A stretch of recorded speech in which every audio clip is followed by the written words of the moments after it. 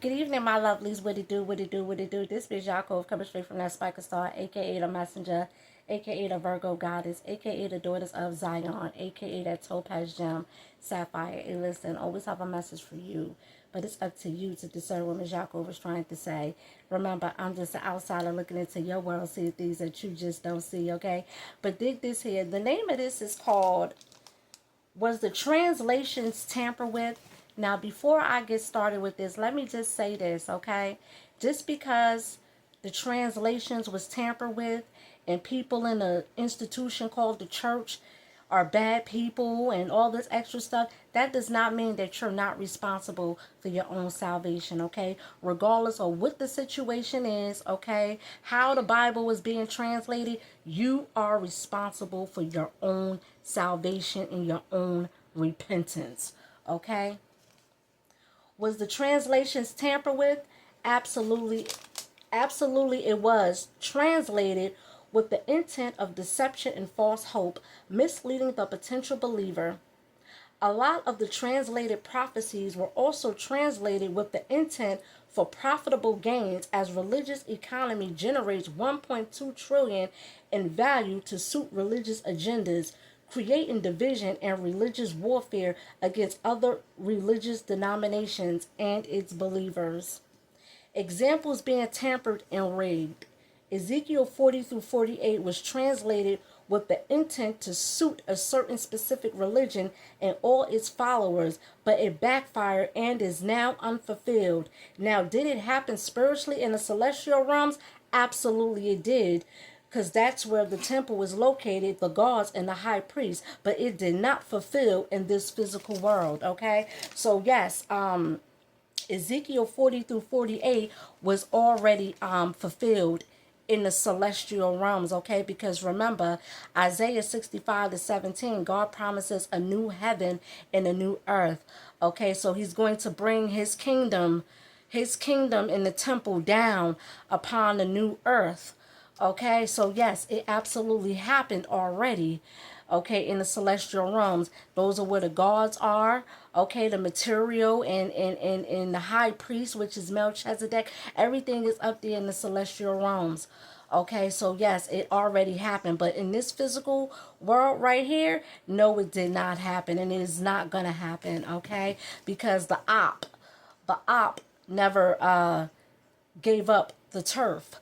Okay, so therefore, if the op never gave up the turf, then they can't fulfill Ezekiel 40 to 48. They can't fulfill that, and it's not going to be fulfilled. Not in this physical world, but in the spiritual realms, absolutely it did, okay? Another example, Zechariah 13:8. The 2/3 and the 1/3 was also translated in a way to suit the agenda of a specific religion and all its followers, feeding the illusion they're the chosen, another divide and conquer tactic. On another note, there's two types of gods at war: the gods of the celestial realms versus the gods upon the earth.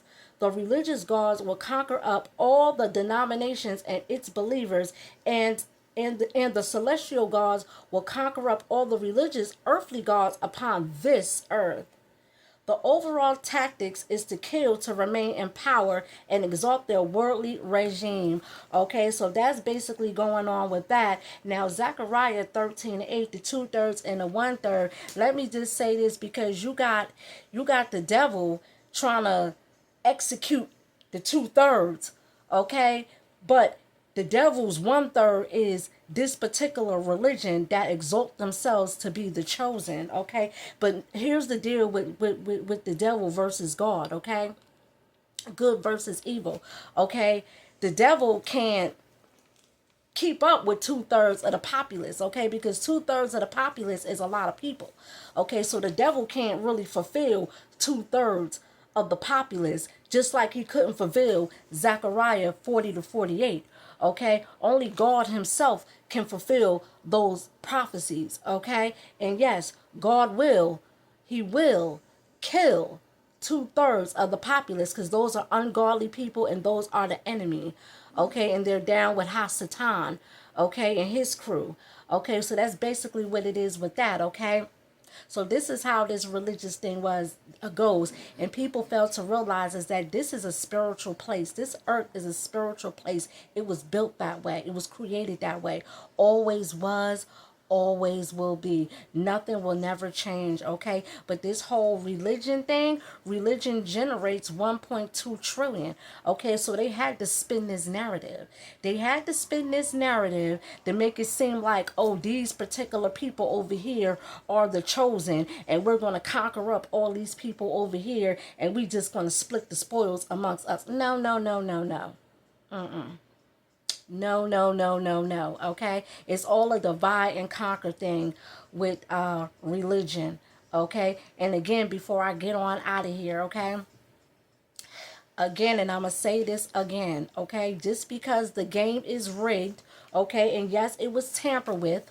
Okay, yes, it was tampered with, and yes, it was rigged. But just because it was tampered with and rigged does not mean that you don't have to work out your salvation. Okay, you still have to work out your salvation, and you still have to, you are responsible for your own life and your own repentance. Okay, that's just how it goes. Okay, because people like to sit up here and make up all these excuses to try to justify. No, no man is justified. Okay, anywho, I'm about to get on out of here. It's that Spiker Star, the brightest star of the constellation, looking into your world, see things that you just don't see. I'm out.